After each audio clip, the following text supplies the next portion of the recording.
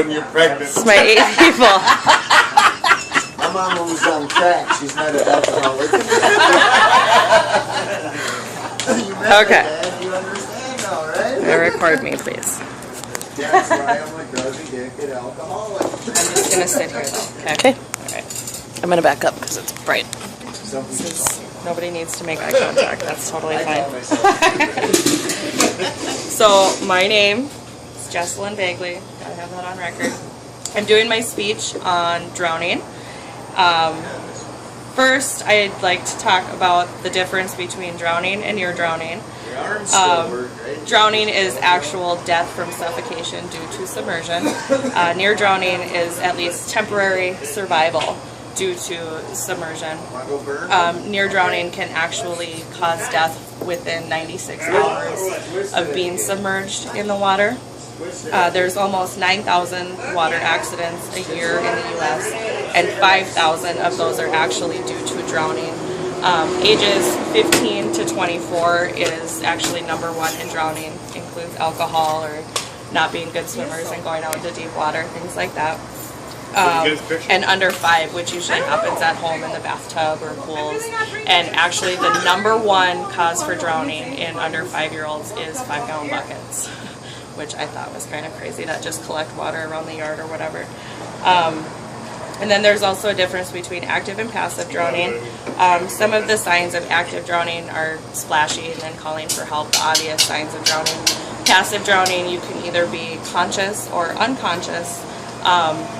If you are still conscious but you're almost about to go under, some of those signs are, just slightly bobbing, trying to keep your head above water, glazed over look on your face, just kind of a blank stare up into the air, and no sudden movements or anything like that.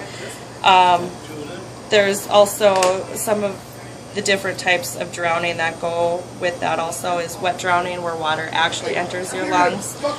Dry drowning, which it's little to no water enters the lungs, and a muscle spasm actually causes your larynx to close and cuts off all air into your lungs, all breathing.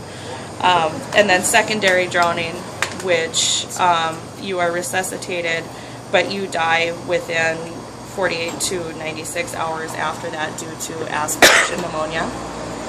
And that actually causes 15% of those drowning deaths per year. And some things to remember when you come up on someone who is in the water and is in trouble. If they're in shallow water, obviously walk out there and you can, grab them and pull them out. If they're in deeper water, don't go into the water unless you're a good swimmer and you have faith in your swimming abilities. Current and wind and things like that can come into play. If you're not comfortable with doing it yourself, if you've had no training on it or anything like that, alert someone who would be willing to go do it. Flotation devices are huge for yourself and for the victim. And try to always make sure there's someone accompanying you to assist in your rescue. Some things you can use for flotation devices if they are in deeper water and you don't want to, and you're not comfortable with going out into the deep water, you can, if you have a cooler, and tie a rope onto it and throw it out to them. Or you can use like gallon jugs or anything like that, throw some sand in the bottom so it's got weight and throw it out to them so that you can retrieve them. If they are breathing when you get out to them, assist them to the shore and just maintain body temperature and consciousness. Ask them simple questions like what day of the week it is, things like that. If they are not breathing and you get them to the shore, check for any foreign objects in their throat. Check for a pulse. If they have a pulse but they aren't breathing, just do rescue breaths, about 10 to 12 in a minute. If there is no pulse, then start CPR with 30 chest compressions to 2 rescue breaths. If you're not comfortable with doing that, at least check for any foreign objects in their throat and get that out if there is. Maintain an open airway, tilt their head back, things like that. Also, another big one that contributes to the water deaths every year is diving accidents. if there's a diving accident, whether it's into shallow water or they hit something under the water, always assume that there is a neck or spinal injury. When you get out to them, you want to maintain a inline spinal body position. One way to do that until you can get them to the shore is raise their arms above their head and just cradle their head and their arms in between you and pull them into shore. Activate the emergency system immediately. That's a big one.